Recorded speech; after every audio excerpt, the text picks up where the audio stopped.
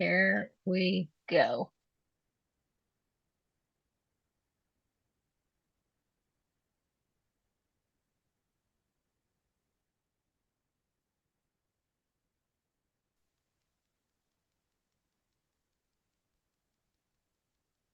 It's unfortunate that people would do something like that. I mean, you see that it's a cause Everyone, to help the less fortunate, please- and then you are just Please stealing mute your from them or taking away from that.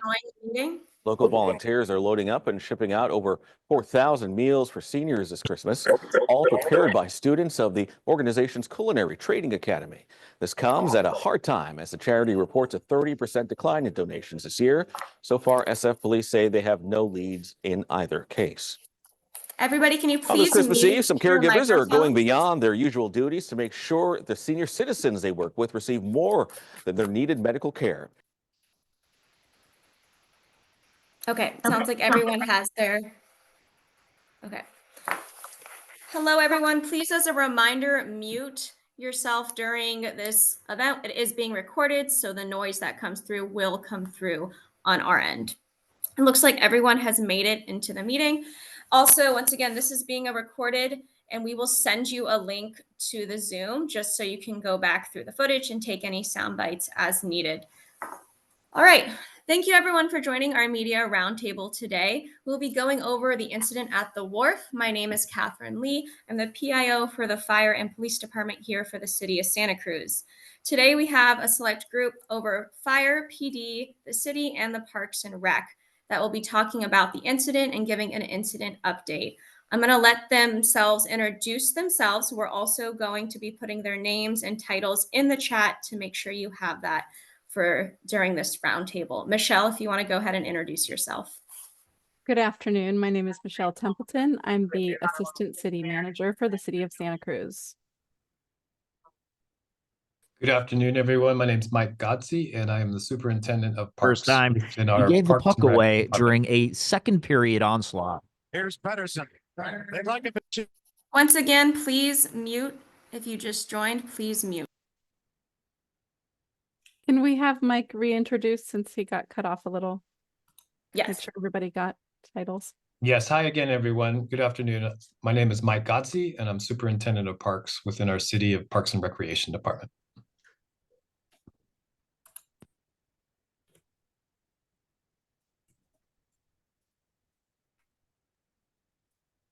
Good afternoon, everybody. My name is Ryan Reber. I am the Division Chief in charge of operations as well as marine safety for the City of Santa Cruz. To ensure that they have treatment access. So there are other licensing boards, nurse licensing boards, teacher licensing boards, and other professional Please licensing check if boards. You've reported on this. Please mute your camera if you are not speaking. Thank you. All right, John, you're good to go. Thank you, Kathy. Good afternoon. My name is John Bush, Deputy Chief of Police for the City of Santa Cruz Police Department. Great, thank you. And then I can't see on. Fred, are you on this call? Justice has been doing because they've really been zeroing in.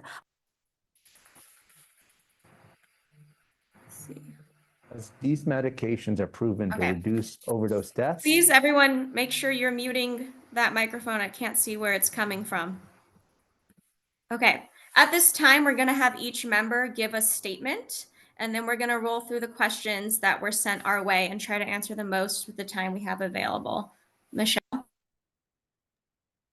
Thanks, Katie. So yeah, the incident that we had happen at approximately 12:44 p.m. on Monday, December 23rd, was that we received a call reporting that the end of the Santa Cruz Municipal Wharf, where the Dolphin Restaurant and restroom number 3 were located, had collapsed into the ocean with 3 construction workers on it.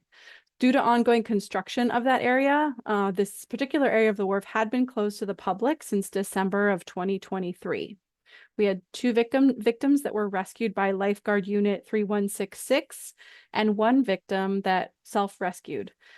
There are no reports of significant injuries at this time, and we had a drone deployed by the Santa Cruz Police Department that confirmed there were no additional victims in the water and assessed the extent of that damage. At this point, the municipal wharf will be closed until further notice, and we really want to reiterate to the community that due to the high surf advisory and the large amounts of debris from this situation, including potential hazardous materials that may have been released during the incident, Main Beach and Cowles Beach are also closed at this time.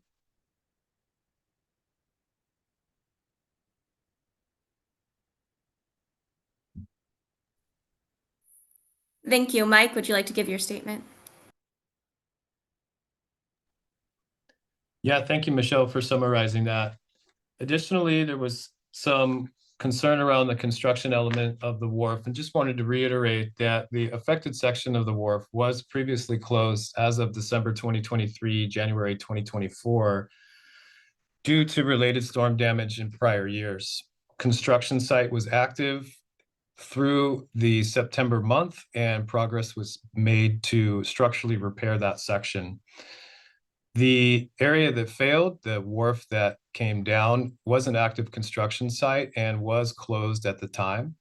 For clarity purposes, we did have 2 project managers inspecting that space really for work progress and also for incident reporting when the wharf went down. At this time, it remains to be closed as it has been, and we are currently assessing and working towards understanding what structural integrity metrics need to be evaluated as we work with our consultants and our contract engineering firms. And we are looking forward to learning more as we make decisions forward for the wharf. Thank you.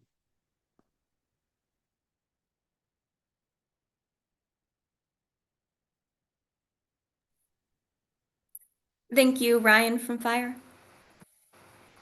Yeah, thank you.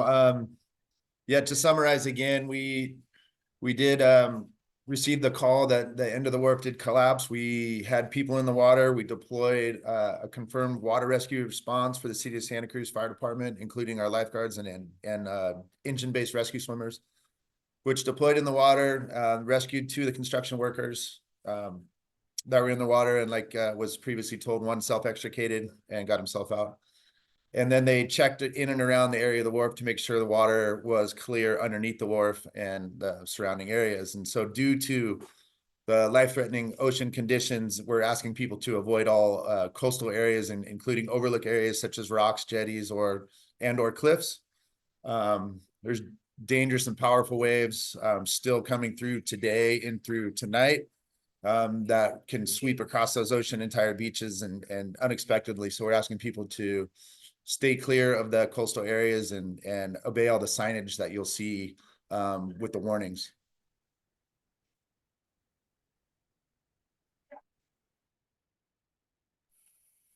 Thank you, Ryan. And John from the police department.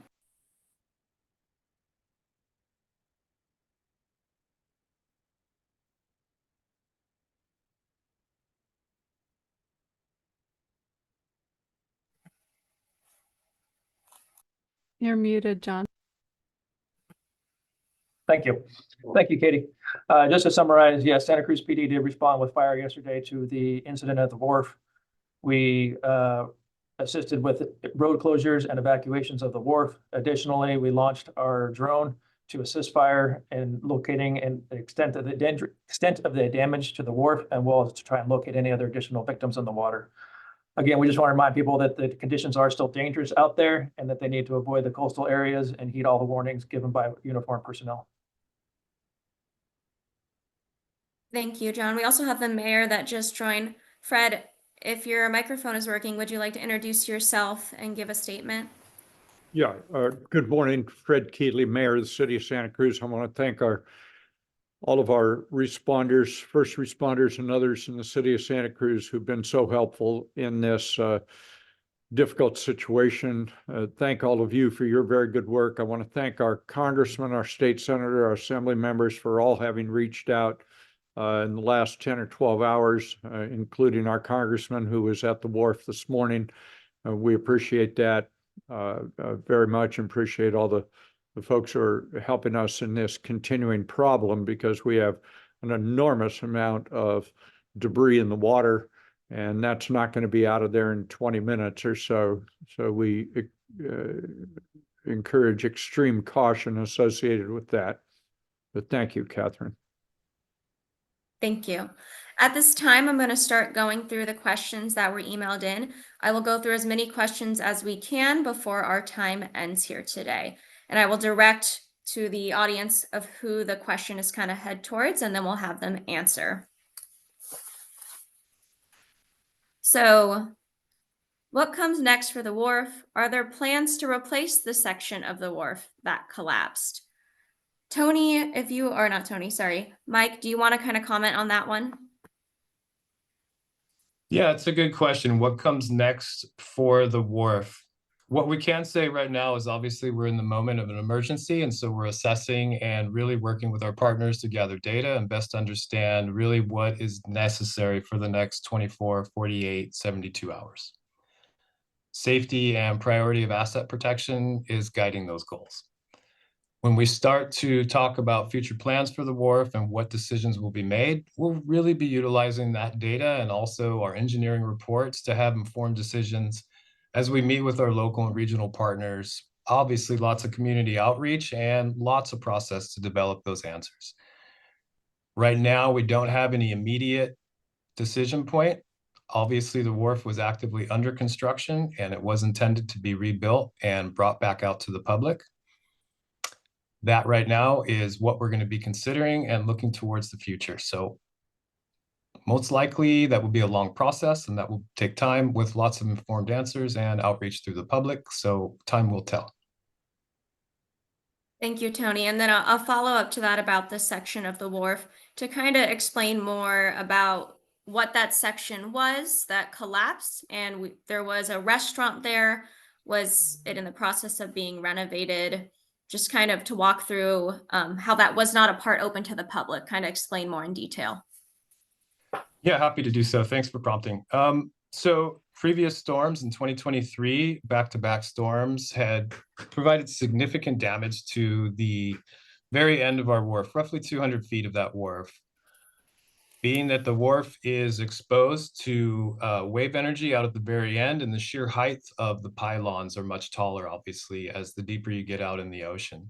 So historically, that area has taken on more wave energy and just has more of a weight distribution ratio. As those storms started to impact timbers and supporting joints, it was identified that we would need to work with a large engineering firm and a construction team to best assess and make those necessary repairs.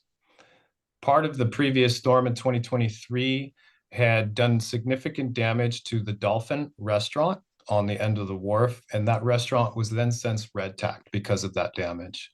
It was an aging facility. There was also a public restroom at the end of that wharf. So what had happened was, as part of the redevelopment plan and as part of the reconstruction plan, that restaurant was demolished and previously taken down and was not on the wharf when it collapsed yesterday. That's a good thing. What did come down with the wharf was the public restroom number 3, and that building is a non-operable, was closed, and all infrastructure was shut off. So that's a good thing as well. That was really the context of what restaurant and what building facilities were still on the wharf at the time in the section that come down. Thank you, Tony. And this one for the fire department, to kind of understand more about what the fire department / lifeguards were doing on this day when the high surf advisory comes out, leading up to the response to when you got that call, getting the rescue swimmers out there. Yeah, thanks, Katie. So we had this swell on our radar for a solid week. And so we had upstaff, which means we had 8 extra lifeguards on, 2 of our personal watercrafts with 4 people, 2 on each one, out in the water already, kind of patrolling the area and patrolling Westcliff, like I said, knowing the swell was coming. So we were staffed up, and this isn't what we thought was going to happen for sure, but we were prepared, and we were in the water already. So it was a quick deployment and a quick rescue for us. But we had this on our radar. Thank you. And do you by a chance have the name of those rescue swimmers? Not in front of me, but I can look it up and I can get back to you with it. Okay, we'll send that forward for you all on this call.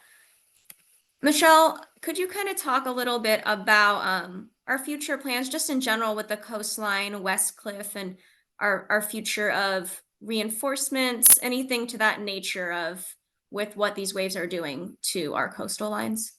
Certainly, Katie, thank you. And as many people know and see on a daily basis here at Santa Cruz, climate change has been bringing on more intense storms coupled with sea level rise. And with that, the city continues to face growing challenges that threaten Santa Cruz's infrastructure and coastline in general. That includes the wharf, that includes West Cliff Drive, which suffered damage last year. We've been working tirelessly on that, making sure we have emergency projects in place to get West Cliff restored. The same is true with the wharf. And so with our wharf being over 100 years old, it requires regular maintenance to repair and continue to ensure safety. We've proactively been reinforcing infrastructure with preventative maintenance to withstand future storms. Again, Mother Nature holds the cards, and we do know that these west swells are continuing to grow in severity, and we'll continue to assess the damage that's been ongoing to determine how we're going to proceed. But a big part of what we're doing on our coastline is doing some proactive planning about what we hope to do to reinforce, to strengthen, and to address climate and resiliency issues along our coastline.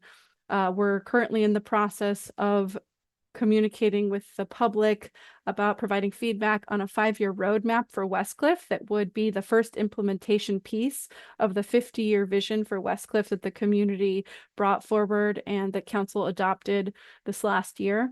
And that, along with several other coastal programs and climate and resiliency work that we have going on, is all part of the effort to address this very dynamic and ever-changing situation that we have here along the Santa Cruz coast.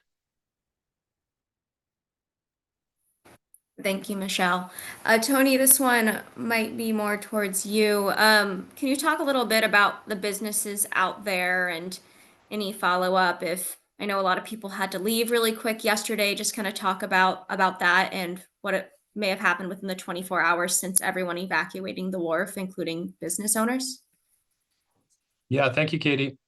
When initially the call came in and the incident had happened, much respect for our emergency response teams and our communication teams, really getting together and making the call and communicating very quickly, very efficiently, and professionally with our tenants, restaurant and business owners through our economic development department and our recreation division as well. We have very good working relationships with tenants and residents, and business owners along the wharf, and that long-standing relationship really affords for very quick, proactive, candid conversations and communications. With that said, when that happened, all the police and fire support, as long as our wharf crew that works out on the wharf, effectively communicated, and business owners and restaurant owners were able to safely and proactively shut down businesses, escort customers and staff off the wharf, and safely secure all assets and buildings. Police then followed up and provided additional security with ensuring that doors were locked and facilities were safe. Outstanding work. Going forward, our communications team through our emergency operations commands has been in communication with the wharf tenants and business owners to coordinate time to come back to the wharf as necessary, to shut up business a little bit tighter, potentially food, potentially other items that would need to be brought off the wharf. Thank you. Thank you, Mike. And then when we talk about something like this and say it will be constantly monitored and assessed, and I know you had mentioned kind of like engineer teams, is there any way to kind of explain what that means? A couple media has asked, what does it mean to assess and kind of establish if it's able to be used and when they open, et cetera? Yeah, there are many multiple dynamic layers as to what's being assessed, really from beaches to the wharf structure itself. Public safety is obviously the key goal. With the active structure itself, like I said earlier, we are working with our contracted engineering firms to get a solid state current structural integrity understanding of the wharf structure. We're also assessing what that means from a public safety and ability to reopen the wharf with those informed decisions. Those times and dates will be set once we have much more data and much more understanding of the current situation.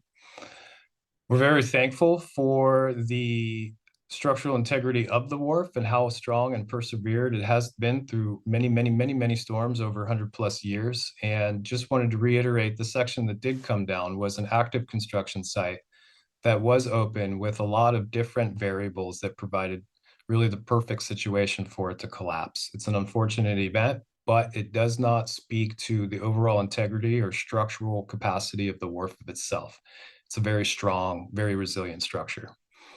As we get in further to understand and have inspections done, we've done the preliminary immediate staff inspections to ensure all infrastructure, power, electricity, fire, and water are all whole and structurally good. So now we look into the structure and the integrity, and that is really the data that we'll be waiting upon. Hopefully rather end of day or early tomorrow, we'll have a much better idea as to what that means. Thank you. And then Ryan, this may be kind of in your department. What do I do if I see debris? Should I call it in?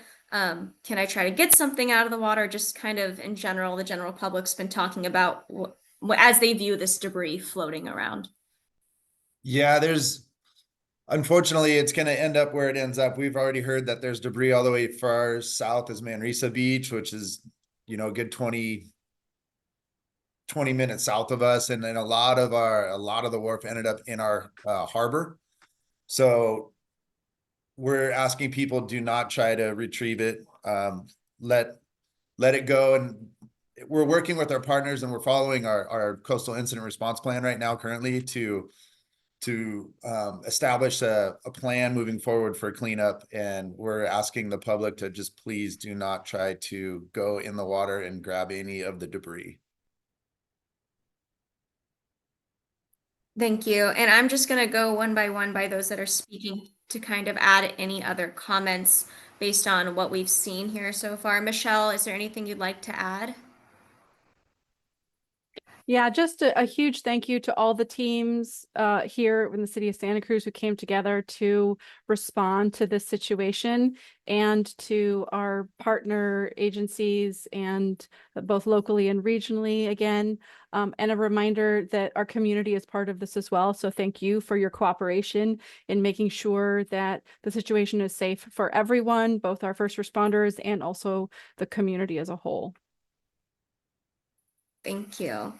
And then Mike, as you give your statement, can you kind of touch on what that crew was out there doing a little bit on that day from your knowledge? Katie, are you speaking to what the crew's general business was during the time of the event? Yes. So we have a pretty robust, very active and passionate wharf maintenance division under our Parks and Recreation umbrella. And so day's business is servicing restrooms, servicing trash and litter, and doing constant rotations to ensure that from a public perspective, the wharf is a serviceable, safe, accessible area. And when I say safe, accessible, I'm talking about the kind of light term things of, accessible restrooms, well-stocked facilities, safe and path of travel for pedestrians to cross and vehicles to come across. So during the day of the event, that was the general business as it happened.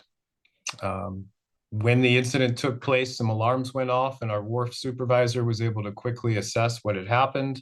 And obviously, we also received many calls from Marine Safety, Police, and Fire as the information was relayed. So our wharf team then went into more of a damage assessment and response to make sure that infrastructure, most importantly, was shut down and that all the viable PG&E, water, and fire protection measures were in place in tandem while communicating and working alongside the tenant and business owners as well.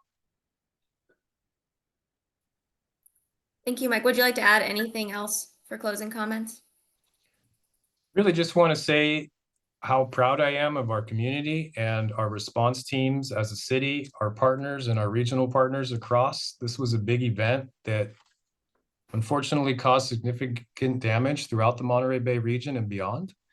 and for all of us in the community included to be resilient and solutions oriented, and really communicating and being transparent has enabled some quick and efficient processes really in the interest of public safety. And I think that's a real tenement to, as Michelle had mentioned, the community's commitment and our professional services commitment to the region. So thank you so much. Thank you. Ryan, would you like to add some closing comments? Yeah, kind of reiterate what Mike just said. I'm extremely proud of our partners across the city and in all departments that had to come together in the face of an emergency that we probably thought we'd never see, and we got out of it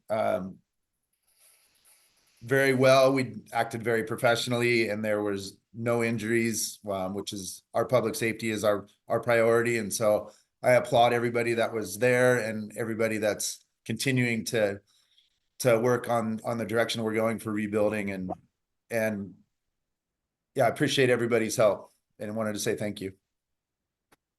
Thank you. And John from the police department. Yeah, just very proud of everybody's response, the coordination, emergency response between fire, PD, Public Works, and Parks and Rec. It was a situation that we all responded to professionally and handled it with great pride, and we're very proud of that.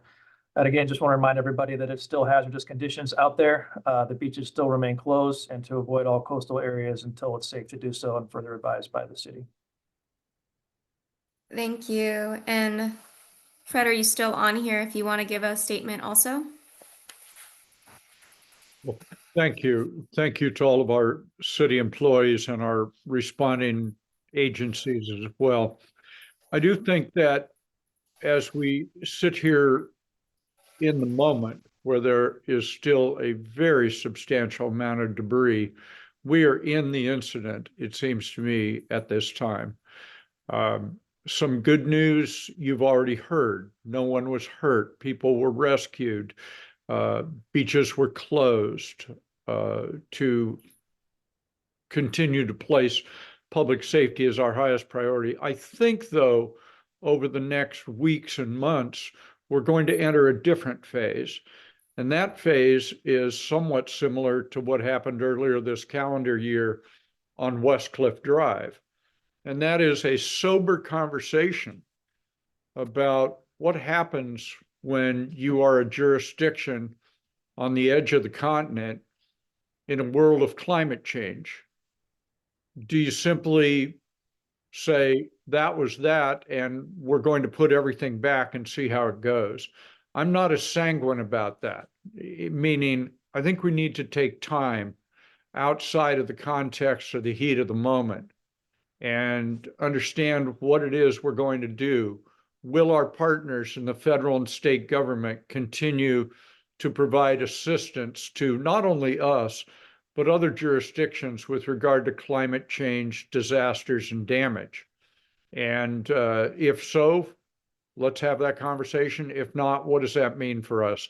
So hallelujah that no one was hurt in this, which could have been orders of magnitude worse in terms of any injuries to human beings and damage to property onshore and offshore. But I think we have somewhat of a question mark as we move through time, whether it's the wharf, West Cliff, and I don't think we're by ourselves. I think this is what coastal communities around the world are probably dealing with in that manifestation of climate change. But as to yesterday and today, God love and bless all of our public employees and all of our agencies. Thank you all for the great work you did. We have a different challenge going forward. Thank you. And everyone that's on this call, just a reminder, this did happen less than 24 hours ago. So we're trying our best to push out updates as we get them, assess the damage, respond to all the questions from the media and the general public. We will continue to push those updates. Make sure to follow our City of Santa Cruz social media. You'll see stuff pushed out there also, in addition to when we send out media releases and updates and statements. We'll continue to push that out as we get that information. And once again, this is recorded. We're going to export it and then send it to those that we've sent this out to on the call. If for some reason you do not receive that recording within the hour, please send me an email and I will make sure to send you that link once it renders. Once again, thank you all for attending this media roundtable today, and we'll continue to update you as we get more about the incident at the wharf. Thank you. Thank you.